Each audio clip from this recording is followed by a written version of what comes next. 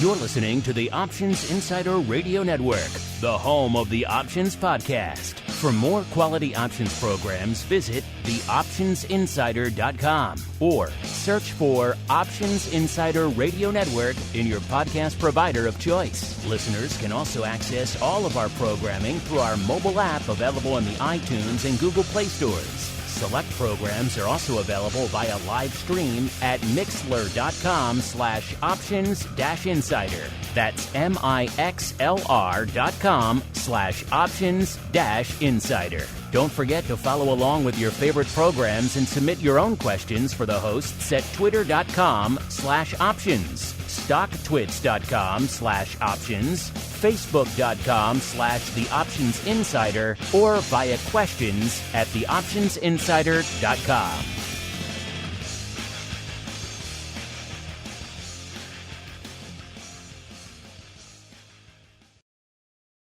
Welcome to the Options Playbook, the program where we break down cutting-edge option strategies and explain how you can incorporate them into your own portfolio. Whether you're looking to grow your capital with some offensive maneuvers or protect your investments with defensive plays, you can find them all in the Options Playbook. The Options Playbook is brought to you by Ally Invest. Anything mentioned today is for educational purposes and is not a recommendation or advice. Options involve risk. Please refer to ally.com/invest/disclosures to review additional risks involved with trading options. Securities offered through Ally Invest Securities LLC, member FINRA and SIPC.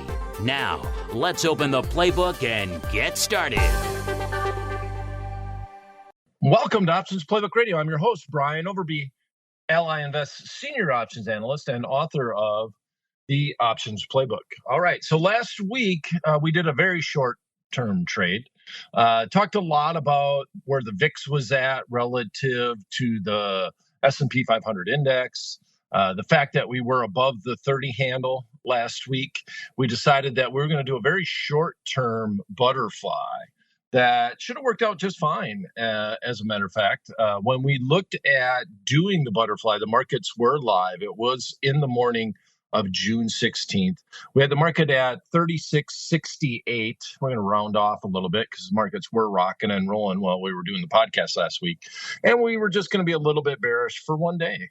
So we bought the 36.75 put, sold two of the 36.55 puts, and bought one of the 36.35 puts. That trade was done for somewhere around $1.65 if we could trade it at that midpoint. I talked about the fact that the only reason why a 20-point wide butterfly with only one, well, I guess approximately 2 days left in the life of those option contracts, because we did tape in the morning on June 16th. Could trade for 165 as if the VIX was elevated and volatilities were elevated, and they were. So $1.65 was the total risk, or $165 for every 1x2x1 butterfly. Now, you could have probably even closed it out by the end of the day on the 17th, because the market did hang within those strikes and within that range. But if you stuck around till Friday, which is more than likely what I would have done on the trade, on Friday, the close was 36.74, which is right where that high put strike was, 36.75. That was our most expensive put that we were using on that day. And if we did that trade at some point in time during the day, there were many opportunities to get out. The low was 36.36, closed at 36.75. It hung around the 36.55, which is, basically the home run. That's where we wanted it to be. It touched that short strike many times. So I would have considered getting out at almost any point in time. I'm sure you could have easily doubled it, maybe tripled it. If you waited all the way to the expiration, well, the joke's on you a little bit, because at expiration, it closed right at the long strike. So that would have been a bad scenario. And you definitely would have got the stupid award for that, because Why not close it while it was sitting close to the 36.55 with, let's say, a half a day left in trading until that expiration of those option contracts? So that one was simple. We talked about an adjustment on the trade. You never would have had to do it based off of what the chart looked like. So this week, let's continue to be bearish. Not a lot of people have been focused on meme stocks. As a matter of fact, some of the meme stocks have, in this downturn, actually had days where they did better than most of the marketplace. But I think it's time to get short. We're going to continue to be short here on Options Playbook Radio, just over the near term. We've talked about a lot of more bullish strategies. And in this marketplace, it is much harder to pick underlyings to trade on. So I, once again, am not really making a forecast per se on the underlying stock, but I like the way the option prices are. And to lean bearish in AMC using a long put spread, I don't mind the risk reward ratio. And once that's what Options Playbook Radio is all about. We're trying to find conditions on the underlying where this strategy may be better than that strategy. Last week, we looked at a butterfly. Why? Because butterflies were cheap, because VIX was up over the 30 handle. And that made that butterfly cheap. So we did a one-day butterfly that worked out on paper. Now, this week, we're going to look at AMC. I think that, there's been a rude awakening for a lot of the meme stocks, but I still think that there could be potentially some downside. But more importantly, I wanted to go and look at what's going on with the option skew. What is going on with the pricing of the option contracts, because they've been crazy for a long, long time. As a matter of fact, I remember talking to a reporter when the meme stock, when basically that word was created, meme stocks, and just looking at the chains, the markets had ran up and they were going back down. And the reporter asked, well, does this mean that this is over? And I said, well, I don't know for sure if it's over. Once again, I'm not a stock analyst per se. I'm an option trader. I trade prices and probabilities more than I do the fundamentals of a company.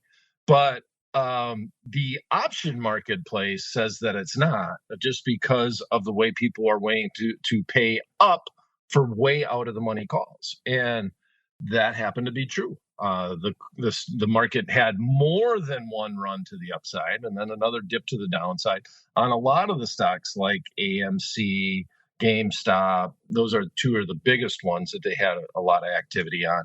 But it was pretty obvious from looking at the option prices that the marketplace did not think that it was over, right? Because of what they had to adjust the options for the type of trading that was coming into the marketplace. So in this instance on AMC, if I look at the July 8th calls, we're only going to go out 16 days. We're going out over the holiday. If you're thinking of this as a retail stock, a lot of people are going to go out and celebrate the 4th of July. So why not do July 8th? So there's some thinking that the holidays are coming. Maybe the stock might get ignored a little bit. And we're going to do the long put spread. So it's going to be short and sweet. I don't mind the risk reward ratio, and that's really what this is about. We see that that AMC is hard to borrow, so there still are a lot of shorts in the stock, and that has skewed volatility a little bit to the put side. We see the at the money. We'll call that the 1250 strike, because right now, if I take a snapshot, the markets are well, actually they're just closed. As a matter of fact, we're taping at 4:04 Eastern time, so the market has closed. So with that said, AMC is at 1253. The 1250 strike, we see the ask is at 122 on the call and 129 on the put. The put implied volatility is at 122%, and the call implied volatility is at 112%. When you see a skewing in implied volatility, that usually has to do with hard to borrow and just the way the models are calculating it. Okay. So the expected move here it would be a little less than $3. So we're gonna use that information, and we're going to buy something as far as the long spread is concerned. We're going to buy some strikes that have the potential to happen based off of the expected move. So the put that we're going to sell here is going to be the 11 strike put, which is 1.5 points below where the current market is at. We're going to go a little bit in the money. We're going to buy the 13 strike put. And because of the skewing, because of the fact that the implied volatilities are higher on the out of the money puts, we can actually buy the 13 strike put, sell the 11 strike put with the July 8th expiration, and we can get this done for a 97-cent net debit to the account. So we're able to do this for, we have a 2-point wide put spread, and we're able to get it done for $1. So we're risking $1 to make $1. The expected move is much higher than going all the way down to the 11 handle. Now, obviously, expected move has nothing to do with direction, but it's saying that the potential for it to go down a few points is possible as much as it is to go up a few points. So we're going to be risking $1 to try to make $1. We're going to do this over the July holiday. Very short, very sweet, long put spread. And a lot of times if I'm on the bear side, I'm usually going to be a little bit more short term, just like we were last week in the S&P 500 index.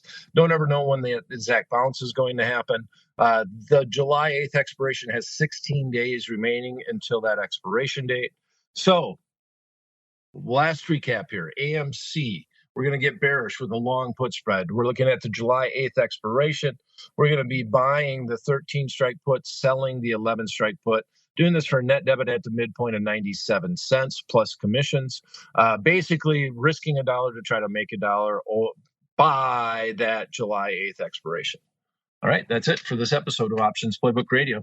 If you'd like to learn more about what we do at Ally Invest, please follow me on Twitter. My handle is @BrianOverby, at my name, very, very simple. And as always, if you would like to send us an email, myself and Mark Longo like to do huddle ups and we like to try to answer as many questions as we can at those huddle ups. So thanks for listening. See you at the same time, same place next week. Until then, may all the options you bought finish in the money and all the ones you sold finish out. The Options Playbook is brought to you by Ally Invest. Anything mentioned today is for educational purposes and is not a recommendation or advice. Options involve risk. Please refer to ally.com/invest/disclosures to review additional risks involved with trading options. Securities offered through Ally Invest Securities, LLC, member FINRA and SIPC. You're listening to the Options Insider Radio Network, the home of the Options Podcast. For more quality options programs, visit theoptionsinsider.com or search for Options Insider Radio Network in your podcast provider of choice. Listeners can also access all of our programming through our mobile app available in the iTunes and Google Play stores. Select programs are also available via live stream at mixlr.com/options-insider. That's mixlr.com/options-insider. Don't forget to follow along with your favorite programs and submit your own questions for the hosts at twitter.com/options, stocktwits.com/options, facebook.com/theoptionsinsider, or via questions@theoptionsinsider.com.